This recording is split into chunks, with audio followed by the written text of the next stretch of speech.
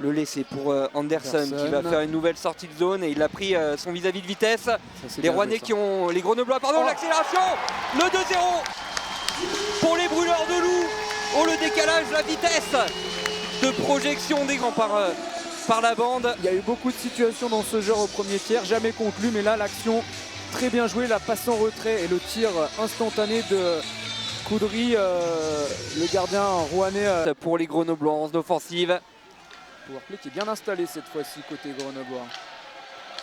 Le but, ça fait 3-0 sur cette supériorité numérique. Le missile d'Aurélien Der dans la lucarne de Lakovic. Les fenêtres de tir, hein, c'est pour ça que ces passes s'enchaînent, mais on voit aussi le travail. C'est le premier poteau. Hein. Ouais. Le travail de Nicolas Deschamps devant Lakovic pour venir le masquer, le forcer à faire des gestes parasites. Ah ouais, ok, elle est magnifique. Ça va sortir pour Grenoble. Hein. Nouvelle arrivée. Beauchemin. Attendre l'arrivée de ses compères de. Et dans l'axe, évidemment. Évidemment, la gourde qui saute sur ce tir d'Alexandre Mallet.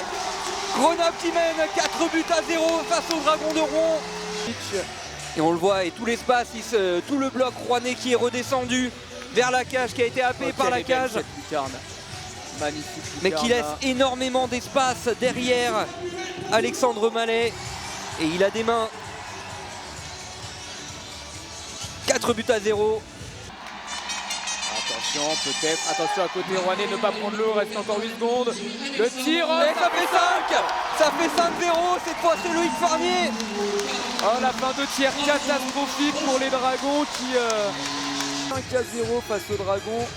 Et le tir de Loïc Farnier, ce 2 contre 1. Ouais, grosse tête. Hein, le travail aussi côté gauche pour venir fixer Dylan Yeo dans l'axe.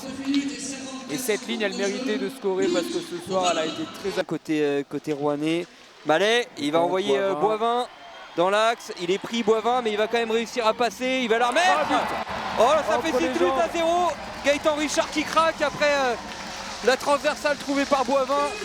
L'attaquant contre Bradichaud, effectivement. Contre Bradichaud, ça peut être marqué du côté d'Angers. Ouais, il se le met, il se met tout seul, ouais, un peu. Ouais, elle n'était pas cadrée, je crois. Alors, il rate un peu sa remise, Boivin.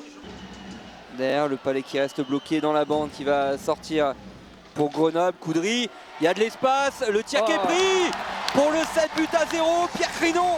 Son premier but de la saison pour Crinon. Oh, tout l'espace, il avait tout l'espace, Pierre. Challenge. Ouais, mais là, très belle action. Ils étaient, tous les Rouennais étaient sur le palais, étaient contre la bande. Et évidemment, il y a de l'espace qui va rester derrière. Le travail de Fleury devant la cage pour masquer Gaëtan Richard. Et il y a moins d'efforts à faire, hein, bien évidemment. Attention, la décision est faite. Beauchemin, 8 buts à 0.